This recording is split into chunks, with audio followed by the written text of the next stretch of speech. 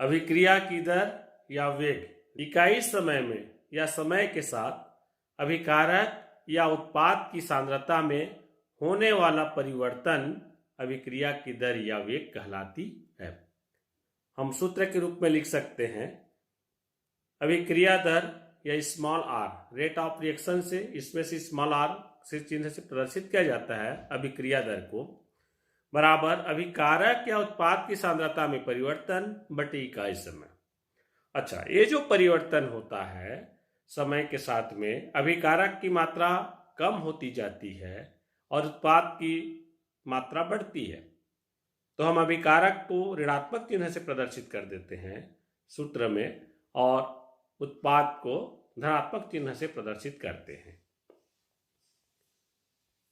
धनात्मक चिन्ह उत्पाद की सांद्रता में वृद्धि को बताता है, ऋणात्मक चिन्ह अभिकारक की सांद्रता में कमी को बताता है।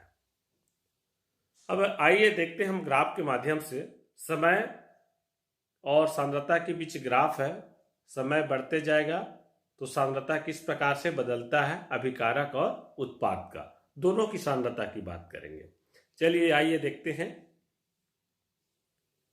ये देखिए, ये ऊपर की ओर सांद्रता और लेफ्ट टू राइट समय को व्यक्त करता है।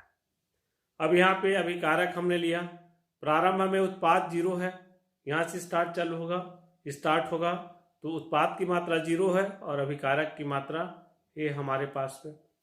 लेकिन जैसे जैसे समय बीतते जाएगा तो ये अभिकारक की मात्रा कम होती जाएगी।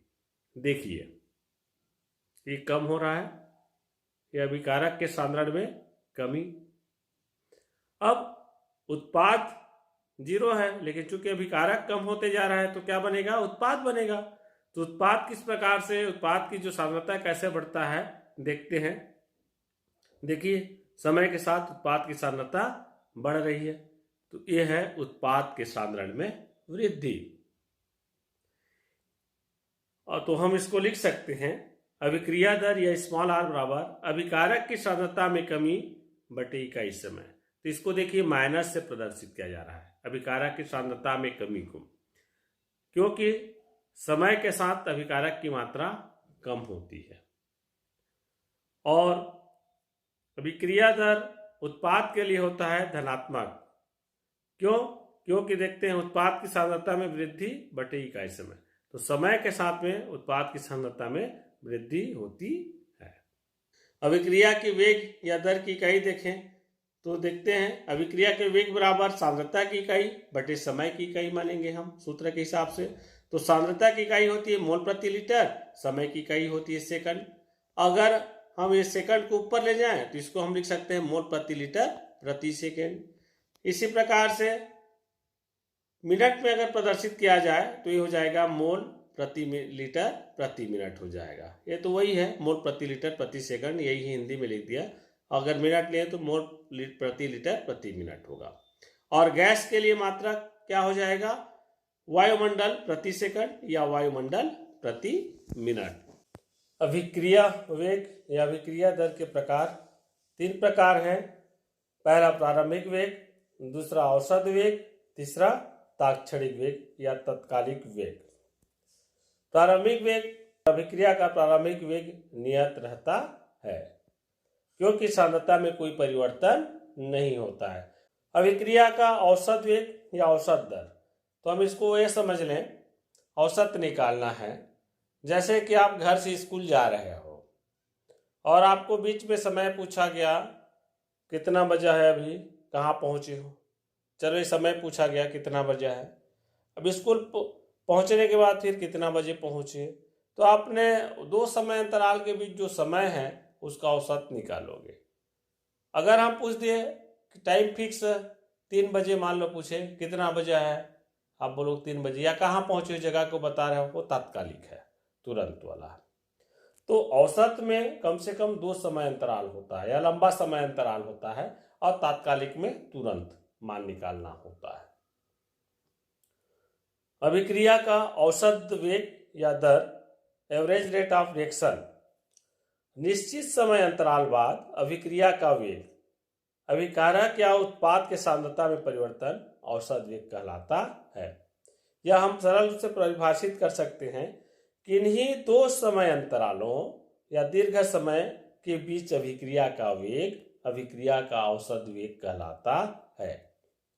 सूत्र हो जाएगा औसत वेग बराबर सांद्रता में परिवर्तन बटे समय अंतराल बराबर minus delta R upon delta T. ये अभिकारक की सांद्रता के लिए, इसको अपने माइनस लेते हैं, बराबर उत्पाद की सांद्रता परिवर्तन को पॉजिटिव के साथ हम लिख सकते हैं डेल्टा पी अपान डेल्टा टी। उत्पाद की सांद्रता समय के साथ बढ़ती है अतः धनात्मक होता है, और अभिकारक की सांद्रता समय के साथ कम होती है अतः ऋणात्मक होता है। अभिक्रिया की दर ही औसत दर है। हम जो तीसरा, अभिक्रिया का तात्कालिक या तात्क्षणिक वेग। एक निश्चित समय पर अभिकारक या उत्पाद के सांद्रता में परिवर्तन तात्कालिक वेग कहलाता है, या किसी क्षण या समय विशेष पर अभिक्रिया की दर को अभिक्रिया का तात्कालिक दर या तात्क्षणिक वेग कहते हैं। जैसे सूत्र है तात्कालिक वेग बराबर सांद्रता में परिवर्तन बटे क्षण विषय, या विशेष समय बोल सकते हो आप, एक क्षण के लिए लिया जाता है, क्षणिक रहता है, बराबर small D R upon D T. ये अभिकारक की सांद्रता के लिए है, देखिए माइनस चिन्ह के साथ है तो अभिकारक की सांद्रता को व्यक्त कर रहा है, और ये जो है प्लस चिन्ह के साथ है तो डी पी अपान डी टी ये उत्पाद की सांद्रता में वृद्धि को व्यक्त करता है। डी आर सांद्रण में अति सूक्ष्म परिवर्तन है और डी टी सूक्ष्म समय अंतराल होता है। ग्राफ से समझते हैं, देखिए ये ग्राफ है, हम बना रहे हैं, ग्राफ के साथ में देख रहे हैं ऊपर सांद्रण को व्यक्त कर रहा है, सांद्रता को, और बाएं से दाएं समय को। और इस स्थिति में पदार्थ की सांद्रता, ये जो है पदार्थ की सांद्रता अर्थात प्रारंभिक सांद्रता या अभिकारक की सांद्रता हम मानते हैं आर नॉट, आर जीरो लिए, ठीक है, या आर नॉट भी बोल सकते हो आप इसको। अब क्या होगा, इस समय के साथ जैसे जैसे समय बढ़ते जाएगा अभिकारक की सांद्रता कम होगी। ये देखिए अभिकारक की सांद्रता कम हो रही है। अब हमको समय अंतराल ज्ञात करना है, दो समय लेना है T1 T2 और उनके बीच की सांद्रता ज्ञात करना हो अभिकारक की। तो देखते हैं, हमने लिया T1, तो T1 लिया तो हमको मिल गया R1। यहाँ पे देखिए R1 का मान, मतलब ये सांद्रता प्रारंभिक सांद्रता इतना था, इतना कम हो गया तो ये R1 है। फिर T2 समय में इसकी सांद्रता देख रहे हैं हम, तो यहाँ तक कम हो गया, तो इस बीच में लेंगे तो ये हो जाएगा R2 हो जाएगा इसकी सांद्रता। और R1 और R2 देखिए R0 से माने प्रारंभिक सांद्रता से सांद्रता कम होते जा रहा है, तो हम जानते हैं R2 से R1 को माइनस करेंगे तो क्या हो जाएगा, ये डेल्टा R के बराबर आ जाएगा, क्योंकि ये R2 माइनस R1 मान का अंतर होता है। इसी प्रकार समय अंतराल के लिए क्या करेंगे, T2 माइनस T1 करते हैं तो होता है इसका मान डेल्टा T होता है, जो कि दो समय अंतराल का मान है। इस प्रकार से हम लिख सकते हैं कि अभिकारक के या R के विलुप्त होने की दर या औसत दर को ही औसत दर बोल रहे हैं, अभिकारक की सांद्रता में कमी बटे समय में परिवर्तन, अर्थात समय में परिवर्तन के साथ अभिकारक की सांद्रता में कमी हो रही है। इसको हम लिख सकते हैं डेल्टा R बराबर माइनस R2 माइनस R1 अपान T2 माइनस T1। फिर इसको हम लिख सकते हैं, जानते हैं हम लोग कि ये जो R2 माइनस R1 बराबर होता है डेल्टा R बराबर डेल्टा T, और ये माइनस जो है ऋणात्मक जो है ये ऋणात्मक होता है अभिकारक की सांद्रता, इसलिए समय के साथ कम होता है, इसलिए ऋणात्मक चिन्ह से प्रदर्शित किया गया है माइनस के रूप में। इस प्रकार से हम उसको लिख सकते हैं। ये डेल्टा आर को लिखने की जरूरत नहीं है, यहाँ पे स्मॉल आर होगा, ये क्योंकि औसत दर की बात कर रहे हैं तो आर एवरेज हो जाता है। ये अब तात्कालिक दर इसमें निकालना है, तात्क्षणिक दर, किसी क्षण विशेष में अभिक्रिया की दर में होने वाला परिवर्तन देख रहे हैं। तो देखिए टी दिए हमने और इस प्रकार से यहाँ गया, इस पर हम लें अभिक्रिया की दर निकालने तो ये तात्कालिक होगा, क्षण विशेष पे है ना। तो इस क्षण विषय पे यहाँ से यहाँ के बीच में हम कहीं भी ले सकते हैं, क्योंकि डेल्टा टी का मान जब जीरो की ओर अग्रसर होता है तो हम इसको स्मॉल डी से प्रदर्शित करते हैं। तो हो जाएगा डी आर अभिकारक की सांद्रता, और समय के साथ परिवर्तन जो है डी टी प्रदर्शित करेंगे। तो सूत्र के रूप में लिखा जाएगा तात्कालिक वेग बराबर सांद्रता में परिवर्तन बटे क्षण विशेष। देखिए समय में परिवर्तन है क्षण विशेष, किसी एक समय पर।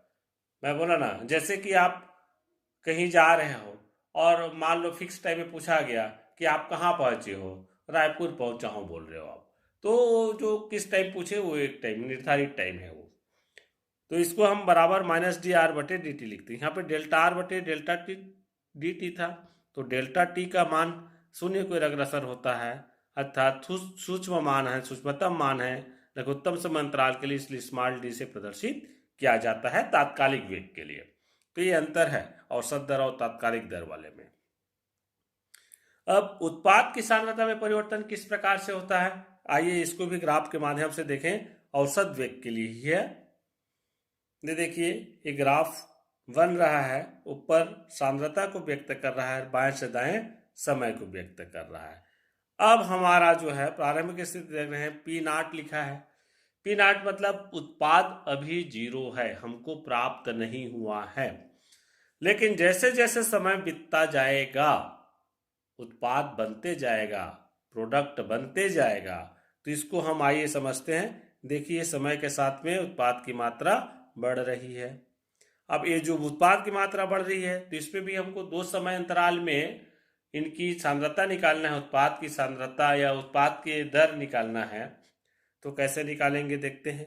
T1 समय लिए तो T1 समय में देखिए उत्पाद यहाँ बन गया, पहले जीरो था इतना प्राप्त हो गया, जिसको हमने नाम दिया P1। अब T2 समय में ले रहे हैं तो T2 समय में देख रहे हैं यहाँ तक आ गया, उत्पाद और ज़्यादा मात्रा में प्राप्त हो गया, जिसको हमने दे दिया P2 नाम दे दिया। अब यहाँ पे P2 में P1 का मान घटाएंगे तो हमको मिलेगा डेल्टा P, जो कि दोनों के मध्य के बीच का अंतर है। इसी प्रकार से T2 माइनस T1 करेंगे तो हमको मिलेगा डेल्टा T, जो कि T2 माइनस T1 के बीच का अंतराल समय अंतराल है। और इसको हम फिर लिख सकते हैं उत्पाद की सांद्रता में परिवर्तन को, जो वृद्धि हो रहा है तो उत्पाद की सांद्रता का औसत दर हो जाएगा या वृद्धि होने की दर उत्पाद की सांद्रता में वृद्धि बटे समय में परिवर्तन, जो संकेत के रूप में हम लिख सकते हैं डेल्टा P बराबर प्लस, देखिए धनात्मक चिन्ह आया, P2 माइनस P1 बटे T2 माइनस T1। ये जो P2 माइनस P1 और T2 माइनस T1 ये सब उत्पाद की सांद्रता में वृद्धि और समय में परिवर्तन, और उनका जो मान आता है फिर धनात्मक डेल्टा P और डेल्टा T के बराबर आता है। तो ये तो हुआ उत्पाद की सांद्रता में होने वाली वृद्धि। अब तात्कालिक वेग की बात किए थे, तात्क्षणिक वेग का ये कैसा होता है, क्षणिक किसी क्षण विशेष पे। देखिए हमने क्षण विशेष के लिए एक समय लिया T, अब इस प्रकार से दे रहे हैं तो हम जानते हैं डेल्टा T, जब ये जो डेल्टा T है शून्य की ओर अग्रसर होता है तब हम इसका मान निकालते हैं T। तो T में देखिए इस प्रकार से निकालते हैं तो ये जो अंतराल डेल्टा P हो जाएगा dP और हो जाएगा dt। तो सूक्ष्म समय अंतराल के लिए स्मॉल d का प्रयोग करते हैं तो सूत्र हो जाएगा तात्कालिक वेग बराबर सांद्रता में परिवर्तन बटे क्षण विशेष, इसमें भी क्षण विशेष आ गया, और ये सूत्र हो जाएगा बराबर प्लस dP dt। जो माइनस रहता था अभिकारक की सांद्रता परिवर्तन, इसमें प्लस आ जाएगा क्योंकि उत्पाद में वृद्धि होती है। तो देखिए डेल्टा को स्मॉल डी से प्रदर्शित किए हैं।